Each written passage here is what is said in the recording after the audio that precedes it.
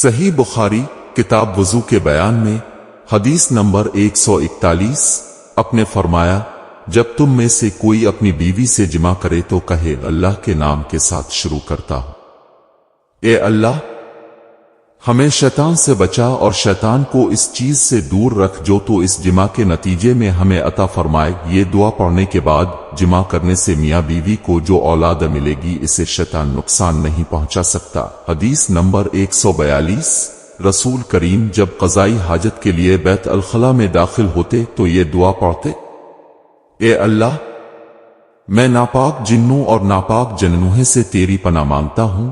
حدیث نمبر 143 نبی کریم بیت الخلاء میں تشریف لے گئے۔ میں نے بیت الخلاء کے قریب آپ کے لیے وضو کا پانی رکھ دیا۔ باہر نکل کر آپ نے پوچھا یہ کس نے رکھا؟ جب آپ کو بتلایا گیا تو آپ نے میرے لیے دعا کی اور فرمایا اے اللہ اس کو دین کی سمجھ عطا فرماؤ۔ حدیث نمبر 144 رسول اللہ نے فرمایا کہ جب تم میں سے کوئی بیت الخلاء میں جائے تو قبلہ کی طرف منہ کرے، نہ اس کی طرف پشت کرے بلکہ مشرق کی طرف منہ کر لو مغرب کی طرف۔ حدیث نمبر 145 لوگ کہتے تھے کہ جب قضا حاجت کے لیے بیٹھو تو نہ قبلہ کی طرف منہ کرو نہ بیت المقدس کی طرف۔ یہ سن کر عبداللہ بن عمر رضی اللہ عنہما نے فرمایا کہ ایک دن میں اپنے گھر کی چھت پر چڑھا تو میں نے حضرت کو دیکھا کہ اب بیت المقدس کی طرف منہ کر کے 2 اینٹوں پر قضا حاجت کے لیے بیٹھے۔ پھر عبداللہ بن عمر رضی اللہ عنہما نے واسع سے کہا کہ شاید تم ان لوگوں میں سے ہو جو اپنے چوٹڑوں کے بل نماز پڑھتے ہیں۔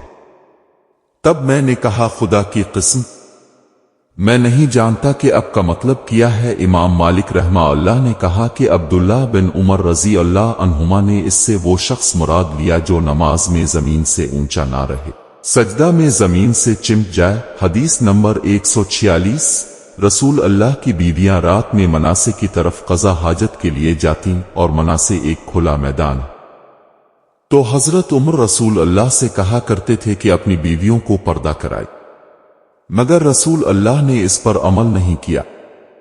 ایک روز رات کو عشاء کے وقت حضرت سودہ بنت زمع علیہ السلام رسول اللہ کی اہلیہ جو دراز قد عورت تھیں باہر گئیں۔ حضرت عمر رضی اللہ عنہ نے انہیں آواز دی اور کہا ہم نے تمہیں پہچان لیا، اور ان کی خواہش یہ تھی کہ پردہ کا حکم نازل ہو جائے۔ چنانچہ اس کے بعد اللہ نے پردہ کا حکم نازل فرما دیا۔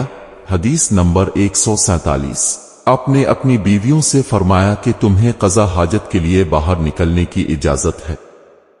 حشام کہتے ہیں کہ حاجت سے مراد پاخانے کے لیے باہر جانا ہے۔ حدیث نمبر 148 ایک دن میں اپنی بہن اور رسول اللہ کی اہلیہ محترمہ حفصہ کے مکان کی چھت پر اپنی کسی ضرورت سے چڑھا تو مجھے رسول اللہ قضا حاجت کرتے وقت قبلہ کی طرف پشت اور شام کی طرف منہ کیے ہوئے نظر آئے۔